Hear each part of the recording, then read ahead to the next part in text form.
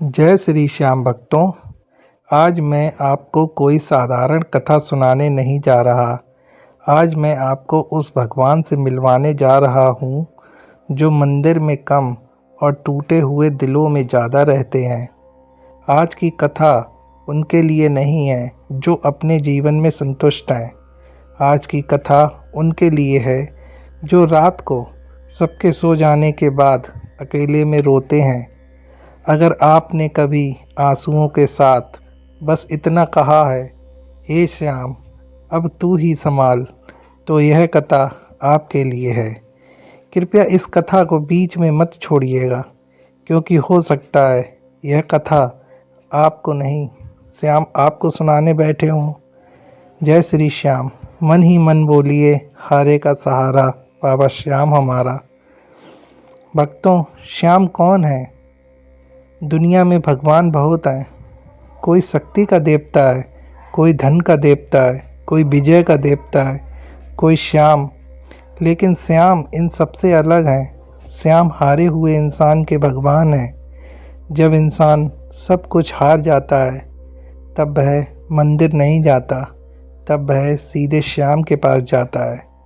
क्योंकि श्याम हार से डरते नहीं, श्याम हार को अपनाते हैं। कथा शुरू होती है द्वापर युग से। महाभारत का युद्ध, पूरा संसार कौरव और पांडवों में बटा हुआ। तलवारें थीं, रथ थे और सेनाएं थीं, लेकिन एक ऐसा योद्धा भी था जिसके पास सब कुछ होते हुए भी वह युद्ध नहीं लड़ सका। उनका नाम था बर्बरीक, 3 बाणों वाला वीर, जिसने प्रतिज्ञा की थी जो हारेगा मैं उसी का साथ दूंगा। कृष्ण मुस्कुराए, क्योंकि कृष्ण जानते थे यह युद्ध हारे का नहीं धर्म का है। कृष्ण ने बर्बरीक से शीश मांगा और बर्बरीक ने हंसते हंसते अपना शीश दान कर दिया। कृष्ण ने कहा, तू युद्ध तो नहीं लड़ेगा, लेकिन कलयुग में तू मेरे नाम से पूजित होगा, और जब जब कोई हारेगा लोग तुझे पुकारेंगे। वही बर्बरीक आज श्याम बाबा हैं, इसलिए खाटू में श्याम बाबा बैठे हैं। भक्तों, कृष्ण द्वारका छोड़ सकते थे, मथुरा छोड़ सकते थे, लेकिन खाटू उन्होंने सोच समझ कर चुना। क्यों? क्योंकि खाटू राजाओं की भूमि नहीं थी, खाटू हारों की भूमि थी। रेत, संघर्ष, भूख, प्यास, श्याम जानते थे कलयुग में इंसान सबसे ज़्यादा यहीं टूटेगा। अब आती है असली कथा। अब मैं आपको किसी एक व्यक्ति की नहीं, आपकी जैसी कहानी सुनाता हूँ। नाम नहीं लेंगे, क्योंकि यह हर भक्त की कहानी है। एक इंसान जो ईमानदार था, पर किस्मत ईमानदार नहीं थी। कर्ज बढ़ा, उसका घर छिना, सम्मान गया, और एक दिन उसने आईने में खुद को देखा और खुद से पूछा, अब बचा ही क्या है?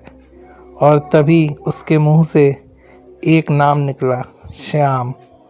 भक्तों, खाटू की यात्रा पैरों से नहीं होती, खाटू की यात्रा हार से शुरू होती है। जब इंसान अपना अहंकार छोड़ देता है, जब वह मान लेता है मैं नहीं कर सकता, तभी श्याम कहते हैं अब मेरी बारी है। अगर आज आप इस कथा को सुन रहे हैं तो इसे संयोग मत समझिए। हो सकता है आपकी हार अब ख़त्म होने वाली हो, क्योंकि जब इंसान श्याम तक पहुंचता है तो हार नहीं, कहानी ख़त्म होती है। भक्तों, मैंने आपसे कहा था खाटू की यात्रा पैरों से नहीं होती, खाटू की यात्रा अहंकार टूटने से होती है। जब कोई इंसान सच में टूट जाता है तो श्याम चुपचाप उठते हैं और उसे परखने निकल पड़ते हैं। जिसकी कथा हम सुन रहे हैं उसके पास अब कुछ भी नहीं था, ना पैसा, ना साथ, ना सहारा, बस एक नाम था, श्याम। उसने घर छोड़ा, गांव छोड़ा और नंगे पांव खाटू की ओर चल पड़ा। भक्तों, उस समय उसके मन में कोई इच्छा नहीं थी, बस एक सवाल था, अगर तू है श्याम तो अब सामने आ जा। रास्ता आसान नहीं होता। खाटू का रास्ता कभी आसान नहीं रहा।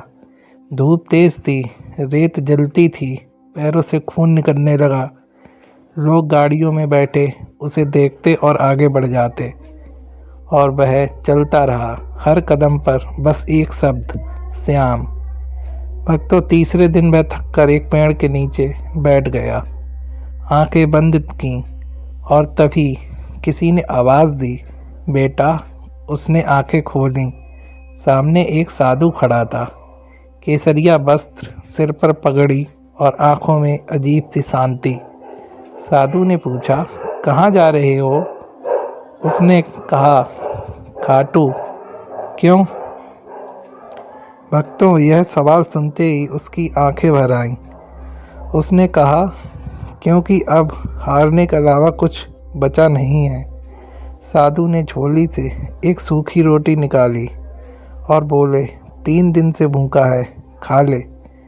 भक्तों, यह सबसे कठिन क्षण था।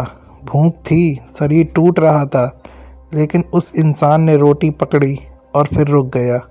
उसने कहा, बाबा, अगर यह श्याम की भेजी हुई है तो पहले किसी और भूखे को दे दीजिए। साधु मुस्कुराए। उसी क्षण एक भिखारी आया, रोटी उसे दे दी गई, और भक्तों, अगले ही पल साधु गायब हो गए। आगे रास्ते में मूसलाधार बारिश शुरू हुई। वह कांपता हुआ एक धर्मशाला पहुंचा। अंदर जगह थी, लोग थे, लेकिन जैसे ही उसकी हालत देखी गई, एक सेठ बोला, यह अंदर नहीं रहेगा। वह बाहर बैठ गया, भीगता रहा, कांपता रहा, और बस इतना बोला, श्याम, अगर यह भी तेरी परीक्षा है तो स्वीकार है। आधी रात धर्मशाला में अचानक शोर मच गया। सेठ का छोटा बेटा सांस नहीं ले पा रहा था। वैद्य आए, मंत्र किए गए, कुछ भी नहीं हुआ। तभी किसी ने बाहर जो साधु जैसा बैठा है उसे बुलाओ, ऐसा कहा। वह अंदर लाया गया। उसने कुछ नहीं कहा, बस बच्चे के सिर पर हाथ रखा और बोला, मैं कुछ नहीं, सब श्याम। भक्तों, कुछ ही क्षण में बच्चे की सांस चल पड़ी। सेठ कांप गया। उसने उसी इंसान के पांव पकड़ लिए। उस रात उस इंसान ने एक स्वप्न देखा, नीले वस्त्र, घोड़ा, मुस्कुराता हुआ स्वर। अभी नहीं, अभी एक परीक्षा और बाकी है, कल खाटू में मिलेंगे। उसकी आँख खुली, आंसू बह रहे थे। भक्तों, यही समझ लीजिए, जब जब इंसान सच में टूटता है तब तब श्याम खुद चल कर आते हैं, लेकिन अभी असली चमत्कार बाकी है। भक्तों, जिस रात स्वप्न में श्याम ने कहा था कल खाटू में मिलेंगे, उस रात उस इंसान को नींद नहीं आई। आंखें बंद करता तो खाटू दिखता, मंदिर दिखता, और एक मुस्कुराता हुआ नीला स्वर, आजा, अब देर मत कर।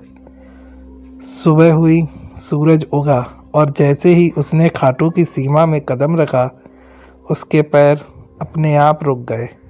भक्तों, यह साधारण ज़मीन नहीं थी, यह वही धरा थी जहां हारे हुए लोग अपना आखिरी भरोसा लेकर आते हैं।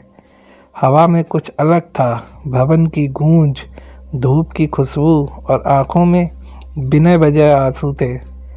उसने ज़मीन को छुआ और पहली बार दिल से कहा, आ गया श्याम, मैं आ गया। भक्तों, श्याम के द्वार पर पहुंचना आसान नहीं होता। मंदिर के बाहर भीड़ थी, लोग हाथों में फूल, नारियल, हार लिए खड़े थे, और वह खाली हाथ, फटे कपड़े, नंगे पांव। जैसे ही वह लाइन में लगा, उसके पास न हार था, न फूल, न माला, और ना ही उसके पास प्रसाद था। सभी की नज़र उस पर ही थी। वह लाइन से निकलकर एक कोने में बैठ गया। उसने अपना सिर नीचे झुका लिया। भक्तों, वह चुपचाप मंदिर के एक कोने में बैठ गया। भीड़ दर्शन कर रही थी, घंटियां बज रही थीं, लेकिन उसके लिए सब शांत था। उसने दोनों हाथ जोड़ लिए, सिर जमीन पर रख दिया और कहा, श्याम, मेरे पास देने को कुछ नहीं बचा। बस यह हार है। अगर तू सच में हारे का सहारा है तो आज यह हार तू ही पहन ले। और भक्तों, वह बेहोश हो गया। और भक्तों, तभी होता है महाचमत्कार। मंदिर की घंटियां अपने आप तेज तेज बजने लगीं। पुजारी चौंक गए। भीड़ सन्न रह गई। श्याम की मूर्ति के गले में जो हार था वह धीरे धीरे हिलने लगा और फिर क्षण हार श्याम के गले से उतरा और लुढ़कता हुआ सीधे उस बेहोश भक्त के गले में आकर पड़ा। किसी ने कहा बाबा ने स्वीकार कर लिया है। किसी ने कहा आज फिर हारे की जीत हो गई। भक्तों, उसकी आंख खुली, लेकिन वह मंदिर में नहीं था। वह एक असीम प्रकाश में खड़ा था। सामने नीले वस्त्र, मुस्कुराता चेहरा और वही स्वर, अब क्यों रोता है। वह कांप गया, गिर पड़ा और बोला, मैं हार गया था श्याम। श्याम मुस्कुराए और बोले, इसीलिए तो मुझे मिला है। जो जीतता है उसे दुनिया मिलती है, जो हारता है उसे मैं मिलता हूँ। श्याम ने उसके सिर पर हाथ रखा। जा, आज से तेरी हार मेरी पहचान बनेगी। भक्तों, उसके बाद उस इंसान की ज़िंदगी बदली, पर ऐसे नहीं कि वह राजा बन गया, ऐसे नहीं कि अचानक धन आ गया, बल्कि ऐसे अब वह कभी अकेला नहीं रहा। जहाँ वह गया वहाँ श्याम गए, जहाँ वह टूटा वहाँ श्याम खड़े थे। भक्तों, यह कथा यहीं ख़त्म नहीं होती, क्योंकि अब अगला भाग है, जब भक्त की परीक्षा दुनिया लेती है और श्याम साथ खड़े रहते हैं। जब लोग कहते हैं यह सब झूठ है और श्याम साक्षी बनते हैं, और जब कलयुग का भक्त सीधे हमसे बात करता है। भक्तों, श्याम के दर्शन हो जाने से कथा समाप्त नहीं होती। असल कथा दर्शन के बाद शुरू होती है, क्योंकि दर्शन तो बहुतों को होते हैं, लेकिन परीक्षा उसके बाद आती है।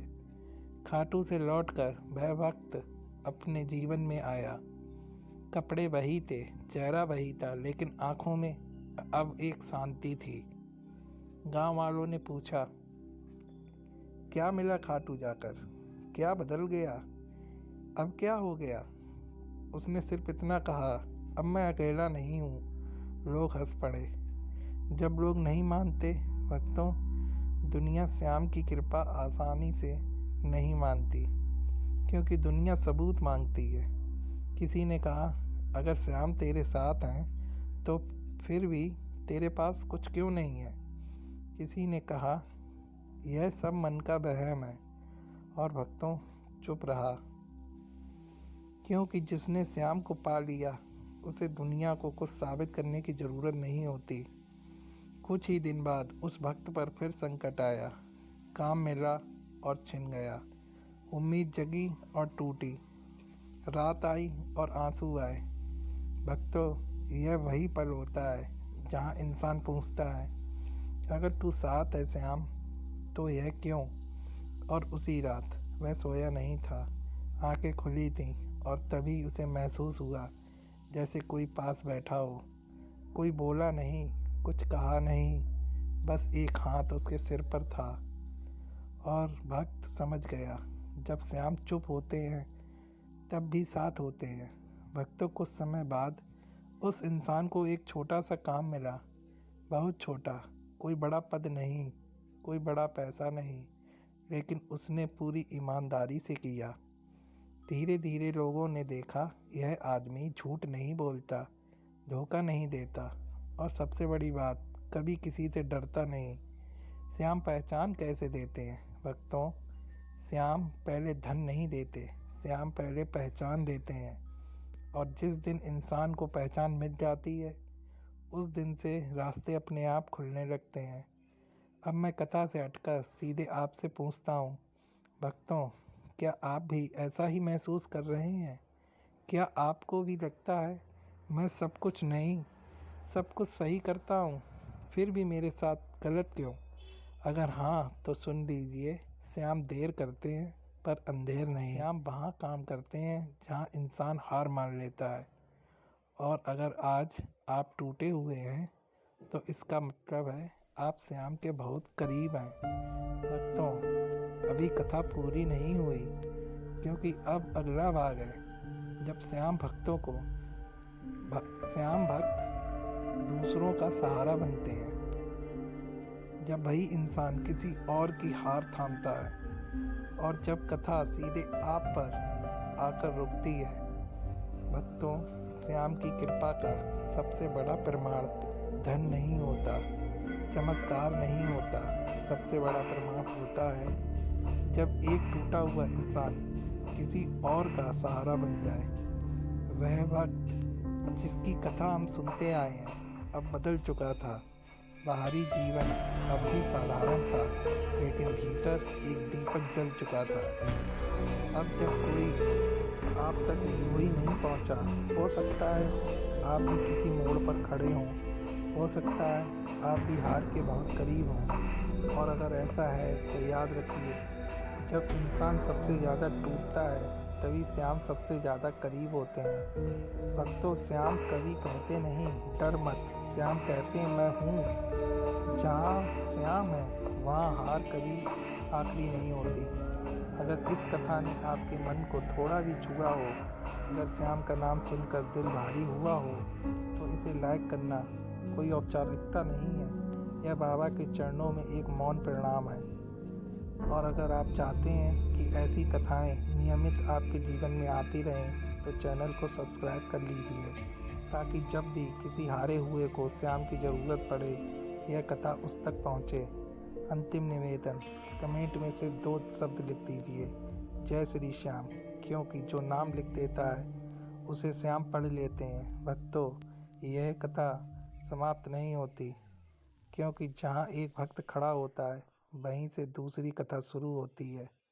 जय श्री श्याम। हारे का सहारा बाबा श्याम हमारा, हारे का सहारा बाबा श्याम हमारा।